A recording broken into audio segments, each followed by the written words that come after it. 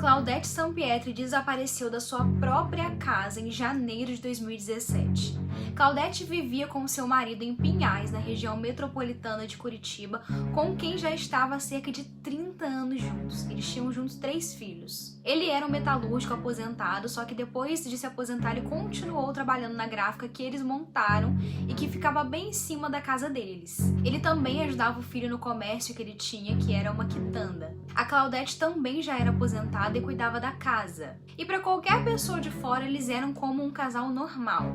Só que quem conhecia os dois de perto já contava outra história. Todo mundo que deu declarações sobre ela disse que ela era uma pessoa maravilhosa, doce, calma, uma mãe e avó excelente, carinhosa, e ela tinha 59 anos, era uma mulher muito família. Só que eles falavam que o marido, o Mauro, era muito rígido, seco, dominador, abusivo, ganancioso. Eu sou a Raquel Cias, eu sou psicóloga e toda semana eu trago aqui pra vocês casos com histórias, situações bizarras e principalmente dentro de relacionamentos, coisas que deram errado, comportamentos bizarros dentro de relacionamentos. Então eu vou pedir que você já se inscreva aqui no canal porque isso me ajuda muitíssimo. Já começa também curtindo, compartilhando esse vídeo porque me ajuda muito na divulgação desse vídeo. Isso me deixa muito feliz, muito animada para trazer cada vez mais casos para vocês. Eu vou deixar aqui na descrição também para vocês o meu intensivão em relacionamentos para quem se interessar. Gente, se vocês ouvirem barulho de moto passando, caminhão, por favor me perdoem, eu tô sem microfone, essa rua aqui, ela é bem tranquila, mas hoje é segunda-feira e tá todo mundo trabalhando, todo mundo batalhando, então a gente também não tem como reclamar tanto de barulho. Tô aqui trabalhando e eles também estão, né? Então a gente vai relevar, tá?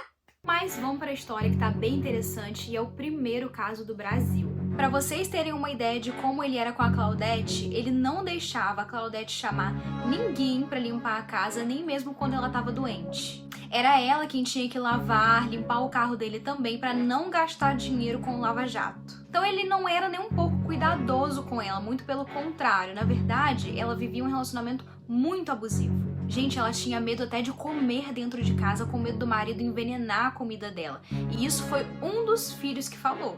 Mas em janeiro de 2017, ela tomou uma iniciativa e pediu o divórcio. Só que ele não gostou nada disso, porque ele teria que dividir os bens com ela, teria que dar uma pensão. Então ele ficou com muita raiva, sabe? Então, no dia 17 de janeiro, a Claudete levantou normalmente para fazer a marmita do filho que trabalhava na quitanda. Ela fez a marmita, o Mauro pegou, levou pro filho, voltou para casa e simplesmente deu uma paulada na cabeça dela. Depois ele voltou para a quitanda, pedindo pro filho dele fechar, mas o filho falou que estava muito cedo, então não dava para fechar tão cedo, eram umas 3 horas da tarde. Então ele concordou e simplesmente foi embora. Quando ele chegou em casa, ele pegou ela, levou para o andar de cima e decidiu desmembrar o corpo dela, separando o tronco das outras partes. Ele limpou aquela cena terrível que deve ter ficado naquele lugar. Ele limpou o carro dele também, que ele nunca havia limpado. E ele colocou o tronco dela numa mala e levou para um matagal. No dia seguinte, ele foi à delegacia relatar ainda o desaparecimento dela. Só que ele não falou nada com os filhos, ele foi falar com os filhos 2 dias depois. E ele veio com um papo de que era para eles esquecerem, porque ela já tinha fugido com outra pessoa, ele queria mandar essa, sabe? Que ela não ia voltar mais e por vontade própria. Então os filhos acharam aquilo muito estranho. Um dos filhos até falou que ele falava em vender a casa, vender tudo e viajar pra longe, e até chamava ele pra ir junto. Só que isso tudo, gente, 3 dias só depois do desaparecimento dela. Então, enquanto tava todo mundo super, extremamente preocupado com ela, porque não fazia o perfil dela isso, ele não tava nem mostrando que se importava, ele só tava tentando convencer as pessoas de que ela tinha ido embora com outro. Outra coisa muito incomum é que ele chamou também uma diarista pra limpar a casa, e até ela achou estranho. Ela falou que sentiu um cheiro muito estranho vindo da churrasqueira. E aí ela perguntou que cheiro que era aquele, né? O que ele estava queimando ali. Ele respondeu que estava queimando alguns ossos que sobraram de um churrasco que ele tinha feito e alguns papéis da gráfica também. Só que como vocês já devem ter sacado aí, pensado aí, o que tinha lá dentro eram os braços e pernas e cabeça da Claudete.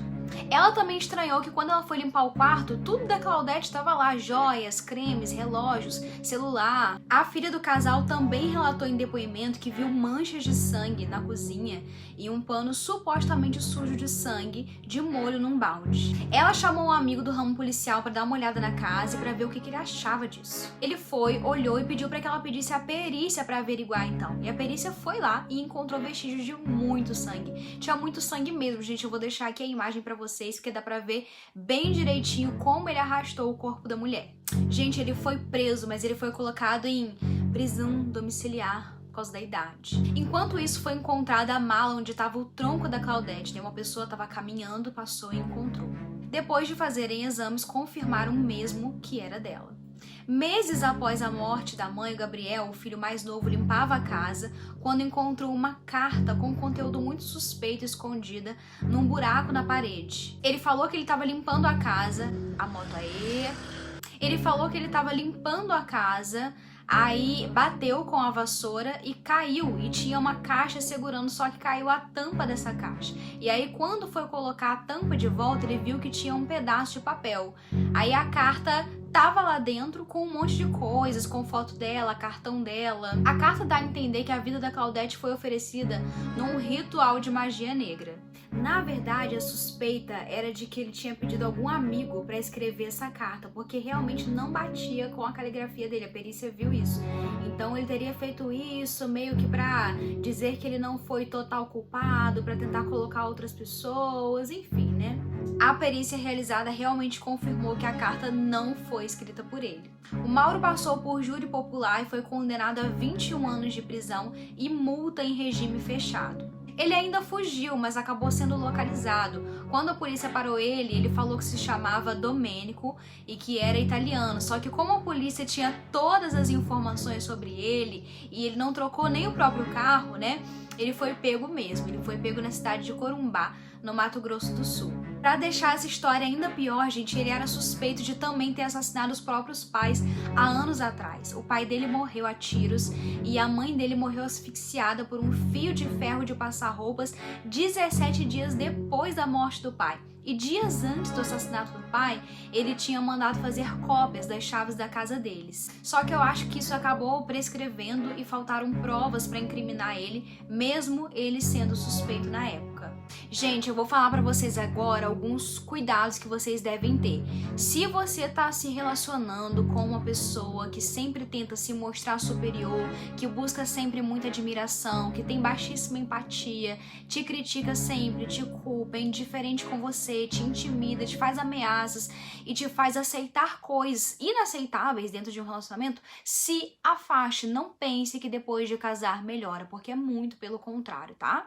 Bom, esse foi o nosso vídeo de hoje, eu espero que vocês tenham gostado. Comentem aqui se vocês já viram relações abusivas nesse nível, se vocês já viveram relações desse tipo, tá? E se vocês gostaram, compartilha com alguém esse conteúdo, já curte aqui, não se esquece de se inscrever aqui no canal, porque me ajuda muito. Não se esquece também de dar uma olhadinha lá no meu Instagram, @RaquelCiasPsi, e até a próxima, gente. Tchau, tchau!